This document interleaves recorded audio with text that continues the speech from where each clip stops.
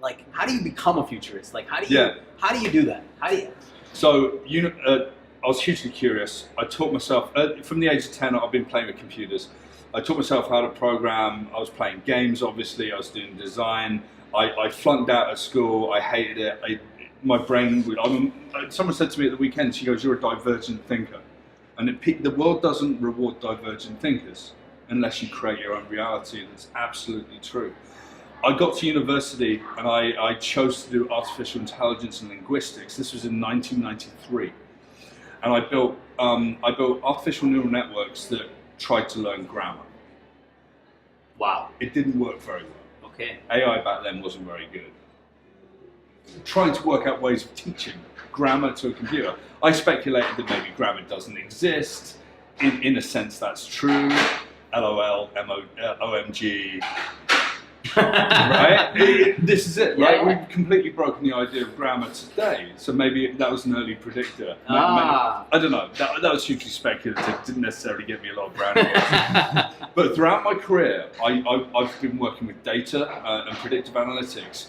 I've been a strategist for over 20 years. And strategy is like 3 to 5 years. And helping organizations from an innovation perspective work out what parts of their organization can have tweaks, new processes, new technologies put in, new cultural differences introduced to an organization so they can save money, make money. And I did that for 20 years. Then I started thinking a lot more longer term. So I started thinking like 5, 10, 20 years into the future. I started writing about it. I started writing in online articles for Huffington Post and VentureBeat and a number of different people. Yeah. Now I write for like TechCrunch on occasion, and The Atlantic interviews me, and Fast Company interviews me. And what I do is I speculate, but I speculate based on a scientific method of this is what's happening today. So here's research and development in academia. Here's the large companies with the billions of dollars doing research. Here's some evidence, what I call signals of change, about how the world is changing. Now, how did I get called a futurist? Someone just started calling me a futurist.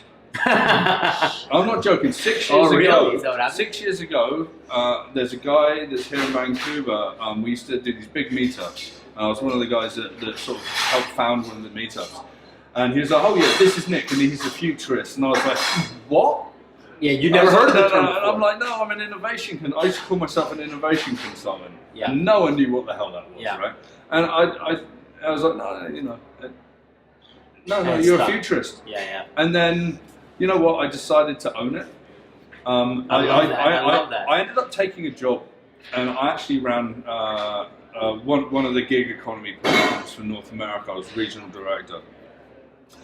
And within a year, I was getting so much attention as a futurist, and I was writing these crazy articles about everything from like using psychedelics in your business to release subconscious thought into innovative processes to change the world, and VR and data and AI and whatever technologies. That there was a conflict. Are you a futurist? Are you the regional director? You can't be both. Really? Is that what happened? Yeah, and I said, well, when we signed the contract, I had this clause put in my contract saying that I could do this as well. And I said, you know what, this isn't about an argument. It's like, I'm getting more attention doing the futurism. So I quit the job, I doubled down, and more conferences, more speaking, more writing, taking chances, TV, radio, everything. That's awesome, that's amazing. Without being what I call a pop futurist, which is like walking around using long words and like the internet of things is like a human brain, and it's like no.